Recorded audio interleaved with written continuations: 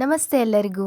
ಹಿಂದಿನ ವಿಡಿಯೋಗಳಲ್ಲಿ ಬುನಾದಿ ಸಂಖ್ಯಾಜ್ಞಾನಕ್ಕೆ ಸಂಬಂಧಿಸಿದ ಕಲಿಕಾಫಲಗಳಾದ 10N ಮತ್ತು 11N ಇವೆರಡರಲ್ಲಿ ನಾವು ತರಗತಿಯಲ್ಲಿ ಯಾವ ರೀತಿ ಸರಳವಾದ ಚಟುವಟಿಕೆಗಳನ್ನು ರಚಿಸ್ಕೋಬೋದು ಅಂತ ತಿಳ್ಕೊಂಡಿದ್ವಿ. ಈ ಒಂದು ವಿಡಿಯೋದಲ್ಲಿ ಅದರ ಮುಂದಿನ ಕಲಿಕಾಫಲಗಳ ಕುರಿತು ನೋಡೋಣ. ಈ ಒಂದು ವಿಡಿಯೋ ನಿಮಗೆ ಸ್ವಲ್ಪನಾದರೂ ಉಪಯೋಗ ಆಗಿದೆ ಅಂತ ಅನಿಸಿದರೆ ಪ್ಲೀಸ್ ನನ್ನ ಚಾನಲ್ನ ಸಬ್ಸ್ಕ್ರೈಬ್ ಮಾಡ್ಕೋತೀರಾ? 12N ಕಲಿಕಾಫಲ ಏನಿದೆ? ದೈನಂದಿನ ಜೀವನದಲ್ಲಿ 99ರವರೆಗಿನ ಸಂಖ್ಯೆಗಳನ್ನು ಉಪಯೋಗಿಸಿ ಒಟ್ಟು ಮೊತ್ತ 99 ಮೀರದಂತೆ ಸಂಕಲನ ಮತ್ತು ವ್ಯವಕಲನಗಳನ್ನು ಮಾಡುವರು. ಈ ಒಂದು ಕಲಿಕಾಫಲ ಸಾಧಿಸಲಿಕ್ಕೆ GK ಕಿಟ್ ಒಂದು ಅದ್ಭುತವಾದ ಸಾಧನ ಆಗಿದೆ. ಯಾಕೆಂದರೆ ಇದರಲ್ಲಿರುವಂತಹ ಹಳದಿ ಕ್ಯೂಬ್ಗಳಿರ್ಬೋದು, ಮಣಿ ಸರ ಇರ್ಬೋದು, ಅಬಾಕಸ್ ಬೋರ್ಡ್ ಇರ್ಬೋದು, ಸುರುಳಿಗಳಿರ್ಬೋದು, ಇದೆಲ್ಲವನ್ನು ಉಪಯೋಗಿಸ್ಕೊಂಡು ನಾವು ನೀಟಾಗಿ ಆರಾಮಾಗಿ ಮಕ್ಕಳು ಖುಷಿಯಿಂದ ಆ್ಯಕ್ಟಿವಿಟಿ ಮಾಡೋ ಥರ ಮಾಡ್ಕೋಬಹುದು. ಹಾಗಾಗಿ GK ಕಿಟ್ಟನ್ನು ಸಂಪೂರ್ಣ ಉಪಯೋಗವನ್ನು ನಾವಿಲ್ಲಿ ಪಡ್ಕೊಳ್ಳೋಣ. ಇಲ್ಲಿ ಕನಿಷ್ಠ ಹಂತದಲ್ಲಿರೋ ಮಕ್ಕಳೇನು ಅಂಕಗಳನ್ನು ಗುರುತಿಸಲು ಕಷ್ಟಪಡುತ್ತಾರೆ, ಅದೇ ರೀತಿ ಒಂದಂಕಿಯ ಸಂಕಲನ ವ್ಯವಕಲನ ಮಾಡಲು ಪ್ರಯತ್ನಿಸುತ್ತಾರೆ. ಆಗ ಏನಾಗುತ್ತೆ, ನಮಗೆ ಕನಿಷ್ಠ ಹಂತದಲ್ಲಿರೋ ಮಕ್ಕಳನ್ನು ಅವರು 10N ಏನಿದೆ 99ರವರೆಗೆ ಎಣಿಸೋದಿದೆ ಅಲ್ಲ, ಅದನ್ನೇ ಪ್ರಾಕ್ಟೀಸ್ ಮಾಡ್ತಾ ಹೋಗಬೇಕು. ಆಗ ಈ ಒಂದು ಕಲಿಕಾಫಲಕ್ಕೆ ಬರೋದು ನಾವು ಲೇಟ್ ಆಗುತ್ತೆ. ಯಾಕೆಂದರೆ ಅವರಿಗೆ ಅಂಕಿಗಳನ್ನು ಗುರುತಿಸೋದೇ ಕಷ್ಟ. ಅಂಥದ್ರಲ್ಲಿ ಅವರು ಸಂಕಲನ ಮಾಡು ವ್ಯವಕಲನ ಮಾಡು ಅಂದರೆ ಅವರು ಗಣಿತ ಅಂದ್ರೇ ಭಯ ಪಟ್ಬಿಡ್ತಾರೆ. ಹಾಗಾಗಿ ಅವರಿಗೆ ನಾವು ಆ ಒಂದು ಕಲಿಕಾಫಲಕ್ಕೆ ಅಂದರೆ 10N ಕಲಿಕಾಫಲಕ್ಕೆ ಹೆಚ್ಚು ಒತ್ತು ನೀಡಿ ಯಾವಾಗ ಅವರು 99ರವರೆಗೆ ಬರೆಯೋದಕ್ಕೆ ಅಥವಾ ಅಲ್ಲಿನ ಒಂದು ಅಂಕಿಗಳ ಗುರುತಿಸೋದಕ್ಕೆ ಸ್ಟಾರ್ಟ್ ಮಾಡ್ತಾರೋ ಅದಾದಮೇಲೆ ನಾವು ಈ ಒಂದು ಕಲಿಕಾಫಲಕ್ಕೆ ಬರಬೇಕಾಗುತ್ತೆ. ಅದೇ ರೀತಿ ಪ್ರಾಥಮಿಕ ಹಂತದಲ್ಲಿರೋರು ಸಂಕಲನ ವ್ಯವಕಲನ ಮಾಡಲು ಪ್ರಯತ್ನಿಸ್ತಾರೆ. ಅವರಿಗೆ ಇವಾಗ ಲೆಕ್ಕಗಳನ್ನು ಮಾಡಬೇಕಿದ್ರೆ ದಶಕ ಕೊಟ್ಟು ಸಂಕಲನ ಮಾಡ್ಬೋದು ಅಥವಾ ದಶಕ ತೆಗೆದುಕೊಂಡು ವ್ಯವಕಲನ ಮಾಡೋದಿರ್ಬೋದು. ಈ ಒಂದು ಲೆಕ್ಕಗಳನ್ನು ಹೆಚ್ಚಾಗಿ ಪ್ರಾಕ್ಟೀಸ್ ಮಾಡಿಸ್ಬೇಕು. ಲೆಕ್ಕಗಳನ್ನು ಪ್ರಾಕ್ಟೀಸ್ ಮಾಡಿಸಾದ್ಮೇಲೆ ನಾವು ಅವರಿಗೆ ಬಾಯಿ ಲೆಕ್ಕಗಳನ್ನು ಹೆಚ್ಚು ಕೇಳಬೇಕು.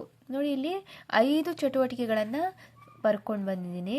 ಶಾಲಾ ಪರಿಸರದಲ್ಲಿನ ವಸ್ತುಗಳ ಬಳಕೆಯಿಂದ ಎಣಿಕೆ ಮಾಡುವುದು ಹಾಗೂ ಸಂಕಲನ ವ್ಯವಕಲನ ಲೆಕ್ಕಗಳನ್ನು ಮಾಡುವುದು. ವಸ್ತುಗಳ ಜೊತೆ ಜಾಸ್ತಿ ಡೈಲಿ ಟೈಮ್ ಸ್ಪೆಂಡ್ ಮಾಡ್ತಾರೆ. ಅಂತಹ ವಸ್ತುಗಳನ್ನು ನಾವು ಇಟ್ಕೊಂಡ್ರೆ ಆಗ ಅವರಿಗೂ ನನಗೆ ಗೊತ್ತಿರೋದೇ ಟೀಚರ್ಸ್ ಕೇಳ್ತಿದ್ದಾರೆ ಅಂತ ಅವರಿಗೂ ಫೀಲ್ ಆಗುತ್ತೆ.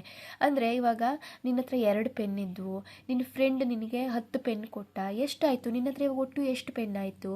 ಈ ರೀತಿಯಾಗಿ ಅವರು ಡೈಲಿ ಯಾವ ಒಂದು ವಸ್ತುಗಳ ಜೊತೆ ಫ್ಯಾಮಿಲಿಯರ್ ಇರ್ತಾರೋ ಅಂತಹ ವಸ್ತುಗಳನ್ನೇ ನಾವು ಹೆಚ್ಚು ತಗೊಂಡ್ರೆ ಅವರು ಕೂಡ ಇಷ್ಟಪಟ್ಟು ಕಲಿತಾರೆ.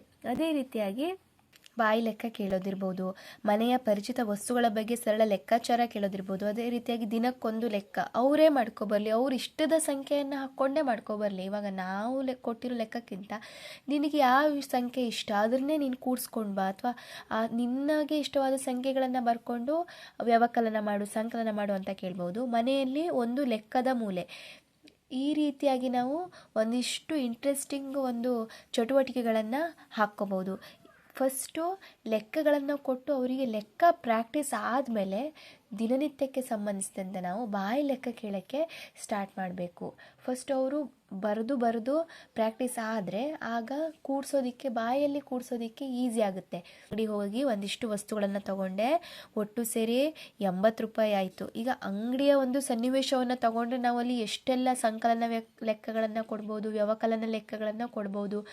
ಈ ರೀತಿಯಾಗಿ ಲೆಕ್ಕಗಳನ್ನು ಬರೆದು ತೆಗೆದ ಮೇಲೆ ಬಾಯಿ ಲೆಕ್ಕಗಳಿಗೆ ನಾವು ಹೆಚ್ಚಿಗೆ ಇಂಪಾರ್ಟೆನ್ಸನ್ನು ಕೊಡಬೇಕು.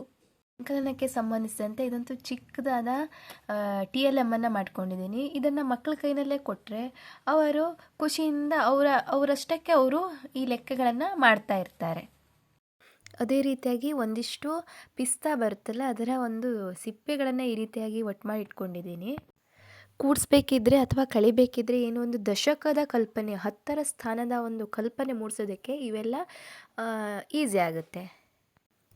ಮುಂದಿನ ಒಂದು ಕಲಿಕಾಫಲ ಗುಣಾಕಾರ ಮತ್ತು ಭಾಗಾಕಾರದ ಮೇಲಿದೆ. ಅದರ ಕುರಿತಾಗಿ ನೆಕ್ಸ್ಟ್ ವಿಡಿಯೋದಲ್ಲಿ ಕಲ್ತ್ಕೊಳ್ಳೋಣವಾ?